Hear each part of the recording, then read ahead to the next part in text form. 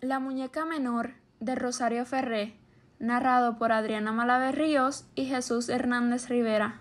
La tía vieja había sacado desde muy temprano el sillón al balcón que daba al cañaveral, como hacía siempre que se despertara con ganas de hacer una muñeca. De joven se bañaba a menudo en el río, pero un día en que la lluvia había recrecido la corriente en cola de dragón, había sentido en el tuétano de los huesos una mullida sensación de nieve. La cabeza metida en el reverbero negro de las rocas, había creído escuchar, revolcados con el sonido del agua, los estallidos del salitre sobre la playa y pensó que sus cabellos habían llegado por fin a desembocar en el mar. En este preciso momento sintió una mordida terrible en la pantorrilla. La sacaron del agua gritando y se la llevaron a la casa en parihuelas retorciéndose de dolor. El médico que la examinó aseguró que no era nada. Probablemente había sido mordida por una chágara viciosa. Sin embargo, pasaron los días y la llaga no cerraba. Al cabo de un mes, el médico había llegado a la conclusión de que la chágara se había introducido dentro de la carne blanda de la pantorrilla, donde había evidentemente comenzado a engordar. Indicó que le aplicaran un sinapismo para que el calor la obligara a salir. La tía estuvo una semana con la pierna rígida, cubierta de mostaza desde el tobillo hasta el muslo, pero al finalizar el tratamiento se descubrió que la llaga se había abultado aún más, recubriéndose de una sustancia pétrea y limosa que era imposible tratar de remover sin que peligrara toda la pierna. Entonces se resignó a vivir para siempre con la chágara enroscada dentro de la gruta de su pantorrilla. Había sido muy hermosa, pero la chágara que escondía bajo los largos pliegues de gasa de sus faldas la había despojado de toda vanidad. Se había encerrado en la casa rehusando a todos sus pretendientes. Al principio se había dedicado a la crianza de las hijas de su hermana, arrastrando por toda la casa la pierna monstruosa con bastante agilidad. Por aquella época la familia vivía rodeada de un pasado que dejaba desintegrar a su alrededor con la misma impasible musicalidad con que la lámpara de cristal del comedor se desgranaba a pedazos sobre el mantel raído de la mesa. Las niñas adoraban a la tía. Ella las peinaba, las bañaba y les daba de comer. Cuando les leía cuentos se sentaban a su alrededor y levantaban con disimulo el volante almidonado de su falda para oler el perfume de guanábana madura que supuraba la pierna en estado de quietud. Cuando las niñas fueron creciendo, la tía se dedicó a hacerles muñecas para jugar. Al principio eran solo muñecas comunes, con carne de guata de higuera y ojos de botones perdidos. Pero con el pasar del tiempo fue refinando su arte hasta ganarse el respeto y la reverencia de toda la familia. El nacimiento de una muñeca era siempre motivo de regocijo sagrado, lo cual explicaba al que jamás se les hubiese ocurrido vender una de ellas, ni siquiera cuando las niñas eran ya grandes y la familia comenzaba a pasar necesidad. La tía había ido agrandando el tamaño de las muñecas de manera que correspondieran a la estatura y a las medidas de cada una de las niñas. Como eran 9 y la tía hacía una muñeca de cada niña por año, hubo que separar una pieza de la casa para que la habitasen exclusivamente las muñecas. Cuando la mayor cumplió 18 años, había 126 muñecas de todas las edades en la habitación. Al abrir la puerta, daba la sensación de entrar en un palomar, o en el cuarto de muñecas del Palacio de las Zarinas, o en un almacén donde alguien había puesto a madurar una larga hilera de hojas de tabaco. Sin embargo, la tía no entraba en la habitación por ninguno de estos placeres, sino que echaba el pestillo a la puerta e iba levantando amorosamente cada una de las muñecas, canturreándoles mientras las mecía. Así eras cuando tenías 1 año, así cuando tenías 2, así cuando tenías 3, reviviendo la vida de cada una de ellas por la dimensión del hueco que le dejaban entre los brazos. El día que la mayor de las niñas cumplió 10 años, la tía se sentó en el sillón frente al cañaveral y no se volvió a levantar jamás.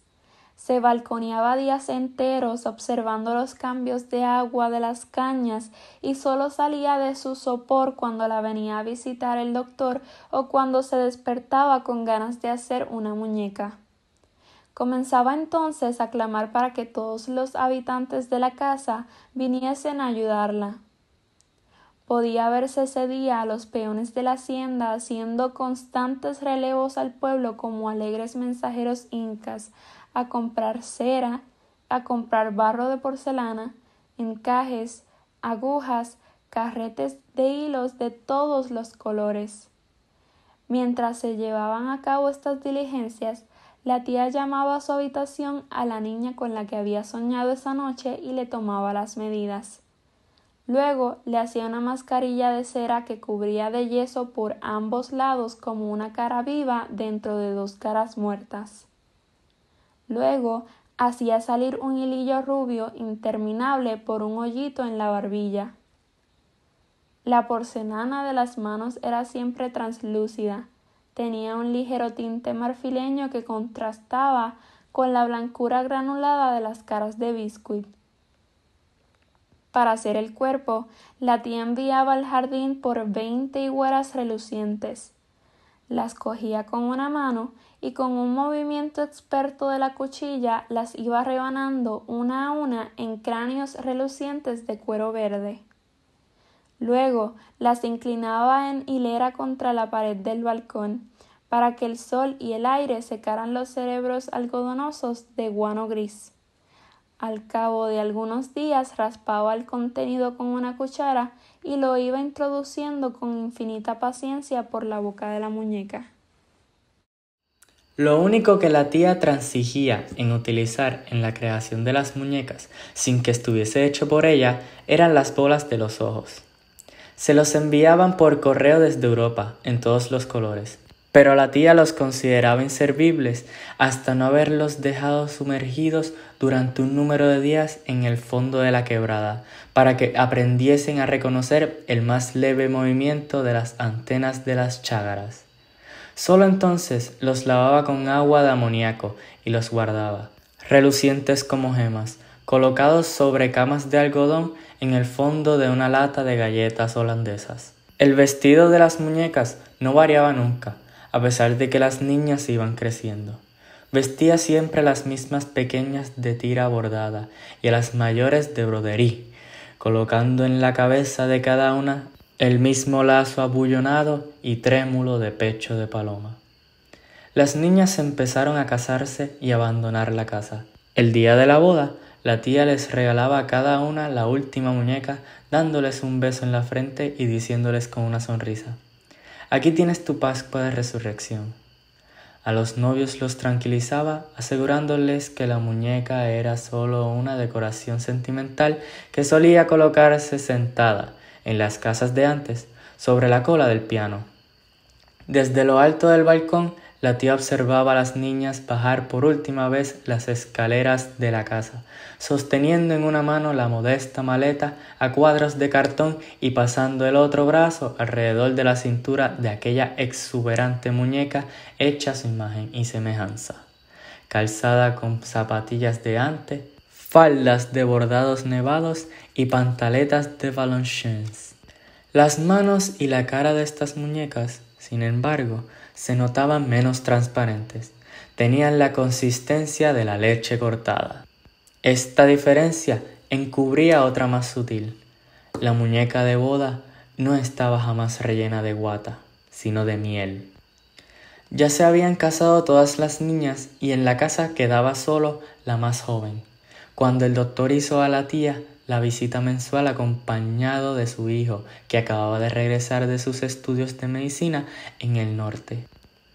El joven levantó el volante de la falda almidonada y se quedó mirando aquella inmensa vejiga, abotagada que emanaba una esperma perfumada por la punta de las escamas verdes.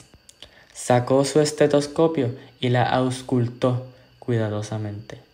La tía pensó que auscultaba la respiración de la chágara para verificar si todavía estaba viva, y cogiéndole la mano con cariño, se la puso sobre un lugar determinado para que palpara el movimiento constante de las antenas. El joven dejó caer la falda y miró fijamente a su padre. «Usted hubiese podido haber curado esto en sus comienzos», le dijo. «Es cierto», contestó el padre, «pero yo solo quería que vinieras a ver la chágara que te había pagado los estudios durante 20 años». En adelante fue el joven médico quien visitó mensualmente a la tía. Era evidente su interés por la menor, y la tía pudo comenzar su última muñeca con amplia anticipación. Se presentaba siempre con el cuello almidonado, los zapatos brillantes y el ostentoso alfiler de corbata oriental del que no tiene dónde caerse muerto. Luego de examinar a la tía, se sentaba en la sala recostando su silueta de papel dentro de un marco ovalado, a la vez que le entregaba a la menor el mismo ramo de siempre vivas moradas. Ella le ofrecía galletitas de jengibre y cogía el ramo quisquillosamente, con la punta de los dedos como quien coge el estómago de un erizo vuelto al revés. Decidió casarse con él porque le intrigaba su perfil dormido y porque ya tenía ganas de saber cómo era por dentro la carne de delfín. El día de la boda, la menor se sorprendió al coger la muñeca por la cintura y encontrarla tibia, pero lo olvidó enseguida, asombrada ante su excelencia artística. Las manos y la cara estaban confeccionadas con delicadísima porcelana de Mikado. Reconoció en la sonrisa entreabierta y un poco triste la colección completa de sus dientes de leche. Había, además, otro detalle particular. La tía había incrustado en el fondo de las pupilas de los ojos sus dormilonas de brillantes. El joven médico se la llevó a vivir al pueblo, a una casa encuadrada dentro de un bosque de cemento. La obligaba todos los días a sentarse en el balcón, para que los que pasaban por la calle supiesen que él se había casado en sociedad. Inmóvil dentro de su cubo de calor, la menor comenzó a sospechar que su marido no tenía perfil de silueta de papel, sino también el alma. Confirmó sus sospechas al poco tiempo. Un día él le sacó los ojos a la muñeca con la punta del bisturí y los empeñó por un lujoso reloj de cebolla con una larga leontina. Desde entonces la muñeca siguió sentada sobre la cola del piano, pero con los ojos bajos. A los pocos meses, el joven médico notó la ausencia de la muñeca y le preguntó a la menor qué había hecho con ella. Una cofradía de señoras piadosas le había ofrecido una buena suma por la cara y las manos de porcelana para hacerle un retablo a la Verónica en la próxima procesión de Cuaresma. La menor le contestó que las hormigas habían descubierto por fin que la muñeca estaba rellena de miel y en una sola noche se la habían devorado. Como las manos y la cara eran de porcelana de Mikado, dijo, seguramente las hormigas las creyeron hechas de azúcar, y en este preciso momento deben de estar quebrándose los dientes, royendo con furia dedos y párpados en alguna cueva subterránea. Esa noche el médico cavó toda la tierra alrededor de la casa sin encontrar nada. Pasaron los años y el médico se hizo millonario. Se había quedado con toda la clientela del pueblo, a quienes no les importaba pagar honorarios exorbitantes para poder ver de cerca a un miembro legítimo de la extinta aristocracia cañera. La menor seguía sentada en el balcón, inmóvil dentro de sus gasas y encajes, siempre con los ojos bajos. Cuando los pacientes de su marido, colgados de collares, plumachos y bastones, se acomodaban cerca de ella, removiendo los rollos de sus carnes satisfechas con un alboroto de monedas, percibían a su alrededor un perfume particular que les hacía recordar involuntariamente la lenta supuración de una guanábana. Entonces les entraba a todos unas ganas irresistibles de restregarse las manos como si fueran patas. Una sola cosa perturbaba la felicidad del médico. Notaba que, mientras él se iba poniendo viejo, la muñeca menor guardaba la misma piel aporcelanada y dura que tenía cuando él la iba a visitar a la casa del cañaveral. Una noche decidió entrar en su habitación para observarla durmiendo. Notó que su pecho no se movía. Colocó delicadamente el estetoscopio sobre su corazón y oyó un lejano rumor de agua. Entonces la muñeca levantó los párpados y por las cuencas vacías de los ojos comenzaron a salir las antenas furibundas de las chágaras.